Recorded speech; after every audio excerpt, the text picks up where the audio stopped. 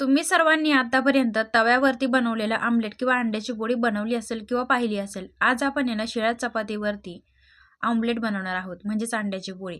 त्यासाठी ना मी तर एक अंडं वाटीमध्ये फोडून घेतलेलं आहे. त्याच्यामध्ये बारीक चिरलेला कांदा टाकला. त्यानंतर ह्याच्यामध्ये हिरवी मिरची आणि अद्रक लसूण मी असं मिक्सरला बारीक करून घेतलंय आणि ते पण याच्यामध्ये टाकून घेतलं. आता चवीनुसार मीठ टाकून दिलं आणि चमच्याने चांगलं असं हे मिक्स करून घेतलं, फेटून घेतलं बघा. असं गरागरा चमच्याच्यामध्ये हलवून घेतला की छान असं मिक्स होतं. त्यानंतर आहे ना शिळी चपाती होती ती एक याच्यावरती ना तव्यावरती आधीच ठेवली होती. आता 1-2 मिनिटं एका बाजूने छान अशी चपाती भाजून घेतली. त्यानंतर अंड्याचं जे आमलेट आपण मिश्रण बनवून घेतलं होतं ते याच्यावरती मी टाकून घेतलं चपातीवरती आणि त्यानंतर काय केलं परत उलथून घेतलं.